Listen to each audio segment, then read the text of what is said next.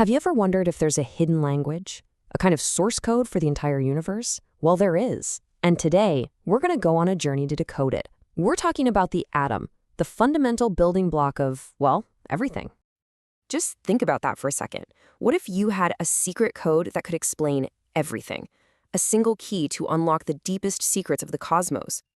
And we're not talking about some abstract idea. This is the code that predicts how stars burn, how rocks form, how life itself is even possible. It's the blueprint for everything you see, everything you touch, and even everything you are. Here's the cool part. That code exists. It's not some ancient lost secret. It's written inside every single atom. So let's decode it together. All right, Section 1. Our story really kicks off way back in the early 1800s with an idea that was just so simple but so brilliant. It set the stage for literally everything that followed. So this guy, John Dalton, comes along with a pretty radical theory for the time. He said, hey, what if everything is just made up of these tiny, solid, indestructible balls? He called them atoms. The idea was simple. All gold atoms are exactly the same, but they're different from, say, all oxygen atoms. And chemical reactions? That's just the atoms rearranging themselves into new groups. It was a game changer, for sure. But oh man, the story was just getting started. Okay, so for almost 100 years, that solid little ball was the model. It worked pretty well. But then, a discovery came along that just completely shattered that simple picture forever. So J.J. Thomson discovered something incredible, the electron. And just like that, the atom wasn't an indivisible sphere anymore. It had parts inside it. His new model, which people call the plum pudding model, pictured the atom as this ball of positive pudding with these tiny negative electrons scattered around inside, like little plums. A huge step forward. You have to understand, this was a massive deal. The word atom literally comes from the Greek for uncuttable, and now we knew it could be cut. It proved there was a whole other layer to reality, something much deeper and more complex hiding inside. Okay, on to Section 3. Now, if the atom is a soft pudding, you'd expect things to pass right through it, right? Well, that's what Ernest Rutherford wanted to test. He set up one of the most famous experiments in science history. He was going to shoot these tiny positive particles, kind of like little bullets, at a piece of gold foil that was unbelievably thin. And the results? They were absolutely mind-blowing.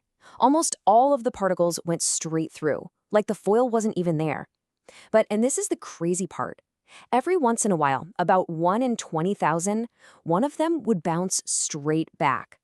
Rutherford himself said it was as incredible as if you fired a cannonball at a piece of tissue paper and it came back and hit you. Just wow. So what could possibly explain this? There was only one conclusion. The atom wasn't some mushy pudding. It had to be almost entirely empty space. With a tiny, super dense, positively charged center, he called it the nucleus, and the electrons were orbiting way, way out from it. It was like a tiny solar system. But there was a fatal flaw, a huge one. See, the physics of that time said that an orbiting electron should be giving off energy constantly. It should spiral into the nucleus and poof, the whole atom collapses in a split second. If that were true, nothing should exist. So what was going on? What was saving the atom from destroying itself? I mean, just look at this timeline. Things are moving so fast. In about 100 years, we go from a solid billiard ball to this unstable mini solar system. The puzzle was almost solved, and the final crucial piece was just around the corner. So, who's the hero of this story? Who solved this puzzle of the death-spiraling electron? That would be Danish physicist Niels Bohr, and he came up with an idea that was, well, totally radical. Bohr suggested that electrons can't just orbit wherever they want. No, they're stuck in specific energy levels, or shells. Think of it like lanes on a highway. As long as an electron stays in its lane, it doesn't lose any energy. It's stable. It can jump to an outer lane if it gets a boost of energy, or drop to an inner lane by releasing some, but it can never be in between the lanes. That was the key. Okay, let's make this real. Take chlorine, for example. It has 17 electrons. So how do they fill up the shells?